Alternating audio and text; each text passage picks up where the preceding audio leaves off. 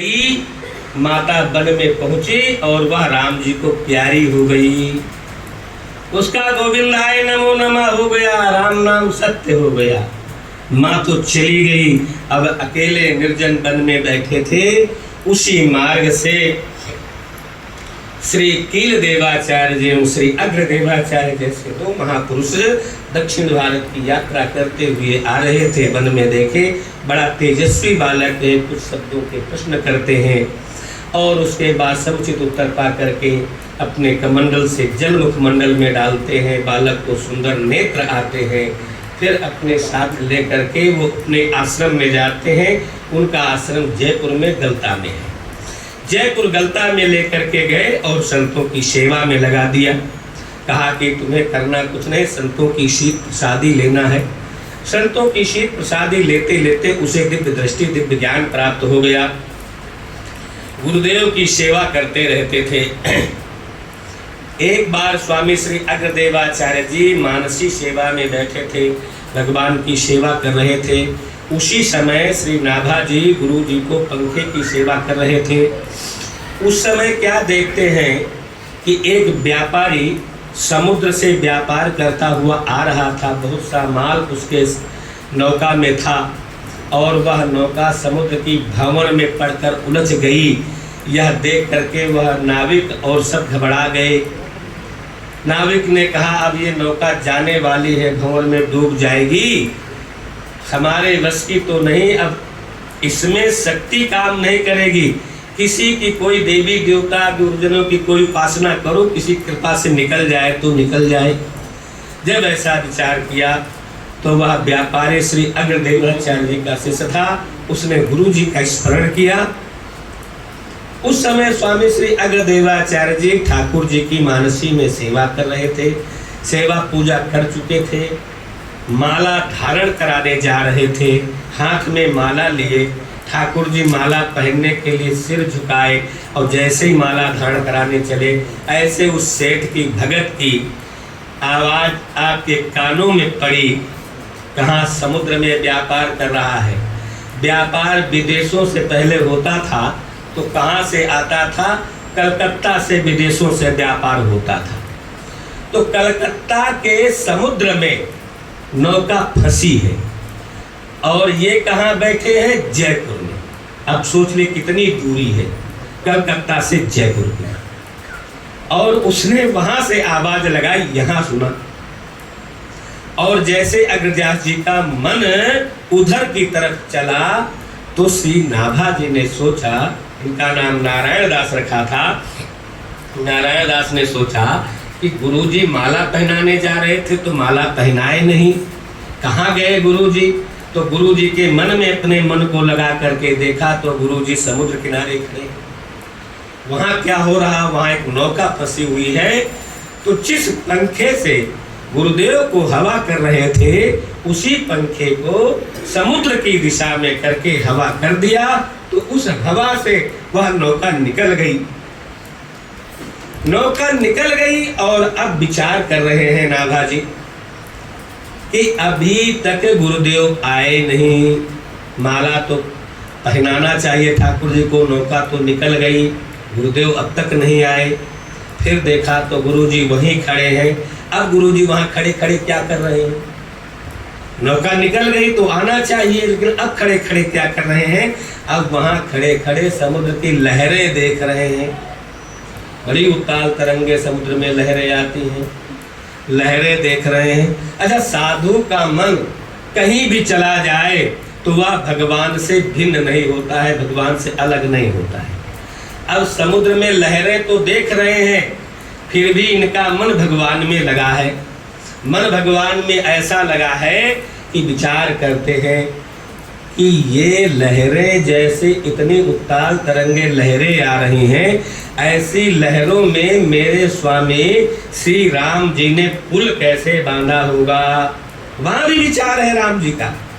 इन्हें कि समुद्र को लहरों गिर रहे हैं तो राम जी से भिन्न हो गए, वहाँ भी राम जी का ही ध्यान है। नाभा जी ने थोड़ी देर इंतजार किया, नहीं आए तो कहा गुरुदेव ठाकुर जी का सिर दुखने लगा होगा, झुके झुके माला धारण कराओ। तुरंत अग्रदास जी के मन में तक बात पहुंची और निकल करके आए, माला को धारण कराया, फिर नेत्र खोल करके बाहर चारों तरफ देखा। कहा ये मेरे अंदर की बात कौन देखा, किसने कहा? कोई नहीं, अकेला बालक खड़ा है। पूछा तो आपने कहा गुरुदेव हमने नहीं, श्री नाभा जी की बात हुई कि वही संतन सीत दे पाल्यो जौन, जिसको संतों की शीर प्रसादी खिला खिला करके पाल करके पोस करके बड़ा किया है, उसकी आवाज है। इन्हें मैंने कहा। तब श्री अग्रदास जी ने कहा कि तुम्हारा प्रवेश बहुत पहुंच गया है, यहाँ तक तुम्हारा प्रवेश हो गया है, तो अब तुम भक्तमाल ग्रंथ की रचना करो, भक्तों के चरित्रों को रचना करो। तो आपने कहा गाऊं राम कृष्ण गुण नहीं पाऊं भक्त गाऊं। राम और कृष्ण के गुणों का वर्णन कहो तो मैं खूब कर सकता हूं, खूब लिख सकता हूं, लेकिन भक्तों के चरित्र नहीं मिल सकते, क्योंकि भक्तों की लीला बड़ी निराली है। भगत बड़े विचित्र विचित्र स्वभाव के होते हैं। अब बताओ कैसे विचित्र स्वभाव के भगत? एक भगत वो है माँ के पेट में है, वही सुंदर सुंदर वेद का पाठ करते हैं, भागवत के श्लोक गुनगुनाते रहते हैं। उनके पिताजी हाथ जोड़े खड़े हैं, बेटा तू बाहर आ जा, बहुत दिन हो गए, 16 साल हो गए, कहते पड़े पड़े।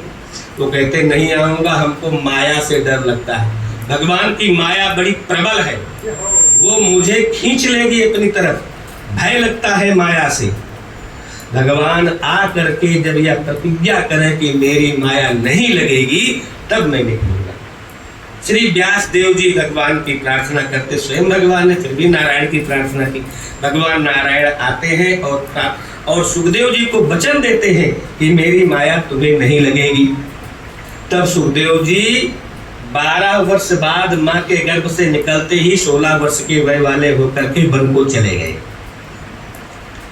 तो यहाँ पर ये बात है कि एक तो साधु ऐसा है कि भगवान की माया के डर के मारे, इतना माया से उसे डर है कि माँ के पेट से बाहर नहीं आ रहे हैं। और एक बाबा जी ऐसे हैं, हजारों वर्षों तक कठोर तप किया, हजारों वर्षों तक कठोर तप करने के बाद भगवान प्रसन्न हुए, आए सामने, कहते वरदान मांगो। तो कहते हैं वरदान, हम तुम्हारी माया देखना चाहते हैं, हमको माया दिखाओ। ऐसे ऐसे तो महात्मा है। अब बताओ हम महात्माओं की संतों की महिमा कैसे वर्णन करूं, हमारी समझ में नहीं आता है। तो ऐसे ऐसे संतों की लीला, बड़ी विचित्र विचित्र स्वभाव के संत होते हैं। आपने कहा आप चिंता मत करिए, आप जिसका ध्यान करेंगे उसका लीला चरित्र पूरा तुम्हारे सामने आता जाएगा, आप उसे लिखते जाइए। इस तरह से श्री नाभा जी ने भक्तों के चरित्र लिखना शुरू किए। लेकिन जब ब्रज के ऋषिक भक्तों का नाम स्मरण किया, श्री हरिदास स्वामी जी का स्मरण किया, हरिराम व्यास जी, इन रसिक संतों का जब स्मरण किया तो चरित्र नहीं आया, चरित्र इनका दिखाई नहीं दिया नाभा जी को। नाभा जी बड़े चकित कि ये क्यों नहीं आ रहे हैं मेरे ध्यान में। अपने पूज्य गुरुदेव श्री अग्रदेवाचार्य जी से प्रार्थना की। श्री अग्रदेवाचार्य जी ने कहा ये ब्रज के परम रसिक श्री राधा रानी के लाडले हैं, ये तुम्हारे हृदय में नहीं आएंगे, क्योंकि आपने जो भक्तों के और भगवान के लीला का, उनके नामों का स्मरण किया है, 24 अवतारों का चिंतन किया है, तो ये 24 अवतारों के भगवानों का भजन करते ही नहीं। ये किसका भजन करते हैं? ये तो राधा रानी का भजन करते हैं, राधा रानी के लाडले हैं, उनका आपने स्मरण नहीं किया है, इसलिए भी तुम्हारी समझ में नहीं आएंगे। अब उनका स्मरण करो। श्री अग्रदेवाचार्य जी ने श्री राधा रानी का स्मरण किया है, उनका स्तवन किया है। स्तवन करने से श्री राधा रानी प्रसन्न होकर के प्रकट होकर दर्शन देती है, आशीर्वाद देती है। और फिर उनके लाडले प्यारे संत जो रसिक हैं ब्रज के, वह श्री नाभा जी के ध्यान में आते हैं। फिर उनके चरित्रों का वर्णन श्री नाभा जी करते हैं। इस तरह से यह भक्तमाल ग्रंथ की रचना करने के बाद सुंदर माला बनाई। माला बनाने के बाद गए भगवान को पहनाने, माला भगवान को धारण कराने गए। अब माला अनेक प्रकार की होती है। यदि पुष्पों की गुथी हुई है तो पुष्पों की माला। अब पुष्पों में भी अनेक प्रकार के पुष्प होते हैं। मणियों की माला है तो मणि माला, तुलसी की माला है, तुलसी की मणि है तो तुलसी की माला, रुद्राक्ष की है तो रुद्राक्ष की माला। सबकी माला अलग अलग होती है। दक्षिण भारत में एक मंदिर है जहाँ शालिग्राम की माला,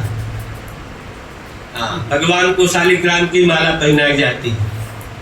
वहाँ शालिग्राम चांदी की कटोरियां बना बना करके उसी में एक एक शालिग्राम पिरो दिए गए हैं और वही भगवान को दान कराते हैं।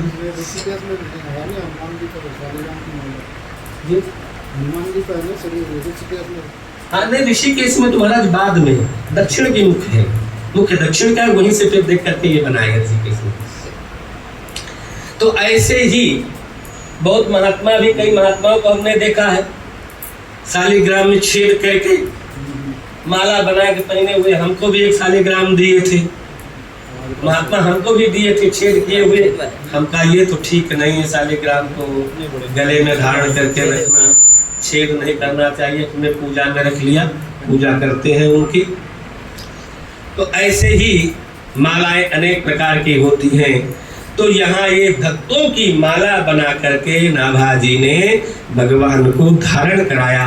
अच्छा, धारण कर, माला कोई भी व्यक्ति धारण करता है, चाहे जितनी माला पहन ले, दिन भर माला पहने रहेगा और रात में अथवा दिन में जब विश्राम करेगा तो माला सब उतार के रख देगा। केवल एक कंठी जो गुरुदेव के द्वारा मिली है वही गले में रहती है, बाकी सब मालाएं उतार के रख दी जाती है। पंचमाला हो, चाहे तुलसी की माला, चाहे जितनी माला, जो मालाएं हो, सब उतार के रख दी जाती है। लेकिन ये ऐसी माला है कि भगवान करतन न्यारी की है। भगवान विश्राम के समय भी इस माला को अलग नहीं करते हैं अपने आप से। इस माला को हर समय धारण करते रहते हैं। अब माला में कौन है? भक्त ही तो है। तो वो भक्त गले में नहीं रहना चाहते हैं, वो झुक करके पैरों में गिर रहे हैं। क्योंकि भक्त तो भगवान के चरणों में रहते हैं, झुक कर चरणों में आ रहे हैं। भगवान समेट समेट करके ऊपर ला रहे, नहीं ऊपर रहो, हमारी छाती से लगे रहो। भगवान को अपने हृदय से लगा करके रखते हैं। ऐसे इन भक्तों की माला को और ये भक्तमाल के चरित्र का वर्णन करते हैं। अब इस तरह से इन चरित्रों का वर्णन करने के बाद अब कुछ एकाध भगत के चरित्र का वर्णन कर देते हैं। अब तक तो भक्तमाल की वर्णन बन गई, अब चरित्रों का वर्णन करते हैं। भक्तों की महिमा, कैसे कैसे संतों की महिमा का वर्णन करते हैं। भक्तमाल में संतों की ही विशेषता है, संतों की ही विशेषता बताई गई है, संतों की महिमा का वर्णन किया गया है। धन्ना नाम के एक भगत हैं जिनका वर्णन करते हैं श्री नाभा गोस्वामी जी। कहते धन्य धना के भजन को बिनहि बीज अंकुर भयो घर आ